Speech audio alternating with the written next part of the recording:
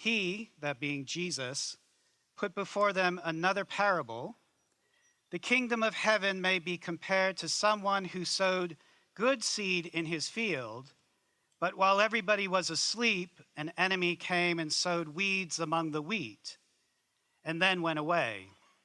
So when the plants came up and bore grain, then the weeds appeared as well.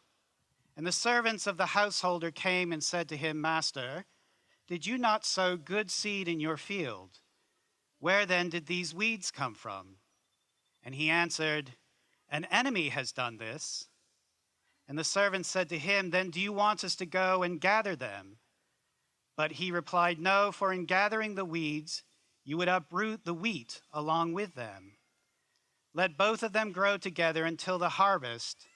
And at the harvest time, I will tell the reapers, Collect the weeds first and bind them in bundles to be burned, but gather the wheat into my barn.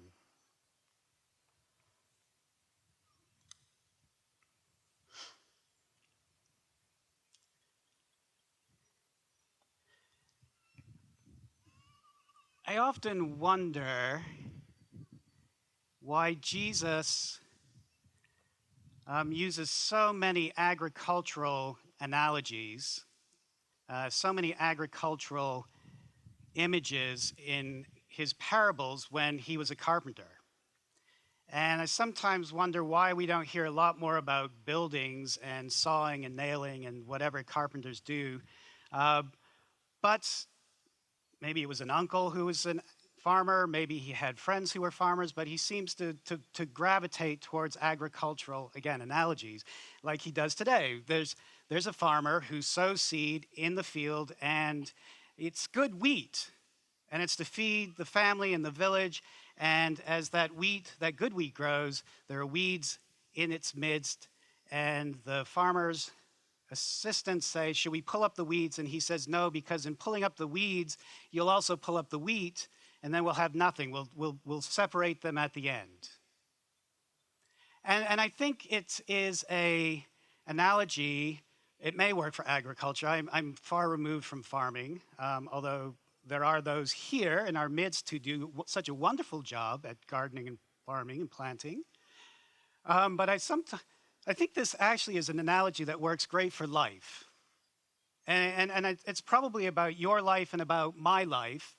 And what I mean by that is if you were at the cathedral last week or you heard online the sermon from last week, Pastor Laura reminded us that in all these analogies, the sower is God. And so God sows good seed on good soil. And that good seed is you. And that good seed is me. That good seed is you. That good seed is me. And our lives, this creation is the good soil.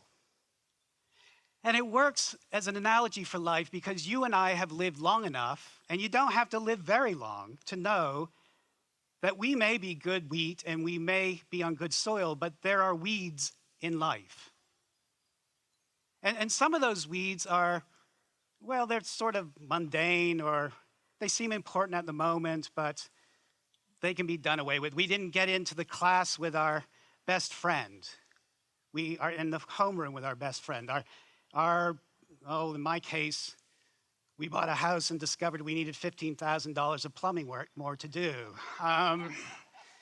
It's a weed, right? And it'll get fixed. And sometimes those weeds are a little more serious and a little more important. Relationships that are struggling. Work that is no longer fulfilling. And sometimes weeds are just darn right serious. Medical diagnoses that we weren't expecting. Moves that we had to make that were unaccounted for. And in all these cases, whether they're mundane or they're sort of medium or they're serious weeds, they entangle in our roots, don't they? They get in our lives and they sort of begin to sap energy from us. And so if Jesus is talking about the good God who plants good seed and waters that seed with grace and with love and plants in love and with grace. We also know that life isn't always weedless. But where Jesus does not, where I think this analogy fails, and I'm prepared to stand before the Almighty and argue this, but I'm going to try it on you first. Where I think Jesus fails in his analogy is this: sometimes you have to pull the weeds. Sometimes you just have to dig deep, and it hurts, and it's going to pull on those good weeds that feed you and give you energy, those good roots that feed you and give you energy, but you know you have to remove that weed because it's killing you,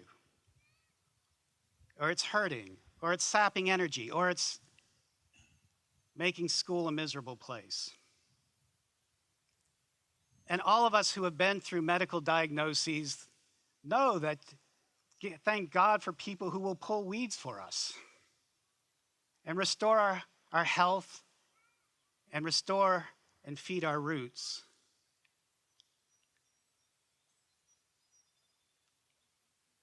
But here's the truth of the analogy, and here's the truth of the parable. Whether Jesus was a carpenter or a farmer doesn't really matter. The truth is, the sower plants good seed. And the sower plants good seed in good soil.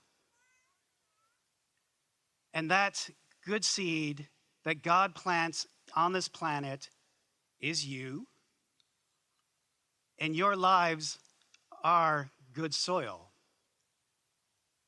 And it's wise to remember, the invitation of Jesus is to remember that when we discover those weeds in our midst, you just have to look around you and see all the good wheat that is growing around you and with you and can hold you and support you through those times.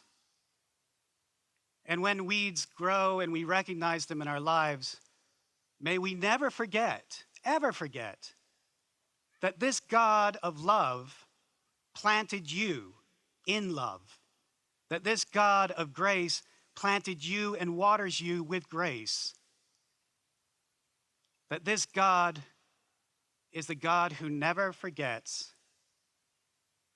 and a God who loves you and me because we are all good wheat. Amen.